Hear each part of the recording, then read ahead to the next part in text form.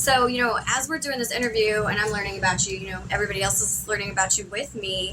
And I want to know what kind of got you started in music. Was it church or was it kind of a combination of things? I just came from a musically gifted family, Mm-hmm. I would say. Like I said, my mom and dad, they've been involved in music for a very long time. My mom's taught music in public schools for almost 5 years.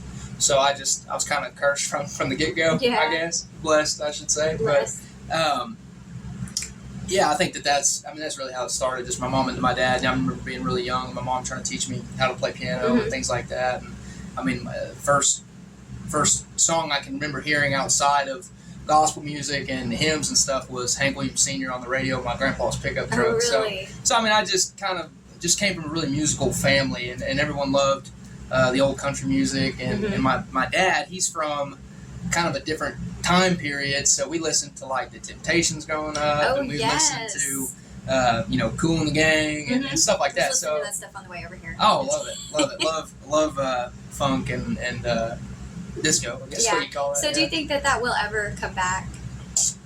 I think it's started to. Mm-hmm. I think that there's subtle hints and different from different people's inspirations that are kind of starting. Do you know who Austin Meade is? Mm-hmm. He just released a song called Red Roof Estates. I haven't heard that one yet. Oh, you should look it up. It's a great song. It's got a cool disco kind of beat to it, and yeah, it's cool. Does it? Now I know, we had some disco country in the 70s. Like we had towards. You know the who end. Paul Coffin is? Yeah. Paul Coffin. He's doing kind of a funk country type thing. Okay, yeah, I didn't And think so- about that. But that stuff's cool. It's just got a really cool beat to it, and It is coming back. makes you want to move. So yeah, it's cool. So when you were growing up, was music like a huge thing in your house, like secular music? Were your parents against it? No, we weren't. They weren't against it. We were just more heavily involved. Heavily involved in hymns and church music, which a great foundation to have. Right. That's a great foundation to have. But we listened, like I said, to Temptations and Motor City. I mean, anything that came out of Detroit, my dad would listen to. He loved that kind of Motown. Yeah. We listened to Motown. That's kind of his style, and he loved the discos and stuff like that when he was growing up. So he really kind of pushed that down on us, and there's just so many different influences. And music back then was so different than it is now. You had pure talent. Exactly. You had pure talent. You didn't have a whole lot of studio stuff in there. It was just relying on the voices. Everybody's voice harmonizing. Do you think that's kind of like something that we're losing as music goes on? I think that that's something that Oklahoma does very well. Yeah. I think that there are a lot of really talented musicians in Oklahoma who strive to be good songwriters, strive to be, good at their instrument, strive to be good lyricists. I mean, I think that's something that we do very well here in Oklahoma. I mean, agree. there's so many bands, but you start getting into the Nashville stuff, and that's kind of a money making thing. Yeah. In my opinion, just my opinion. It's a little different. I'm a top 40 DJ most of the time, so I have to sit and listen to that stuff. And when I'm at work, because the volume goes down on the board, I don't want to listen to it all the time. Right. After a while, it starts all sounding the same.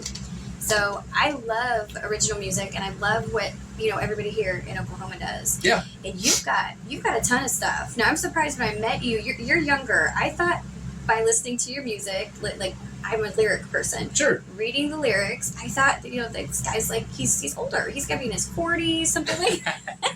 Yeah, I'm 27. You're 27. 27, yeah, your music is awesome. Thank you. I appreciate that. Antique Souls, that's the newest one. Yes. All right, I got that one a couple weeks ago. I started playing it, and of course, the first thing I did was sit down and listen to the lyrics. So that song, is it something you came up with kind of all on your own on a personal level, or was it from different perspectives? No, it was. So I grew up. I was in high school from 2009 to 2013. I graduated in 2013, and around that time period is kind of when Facebook took over, Instagram took over. And then now these days you've got TikTok, and you've got all these different things.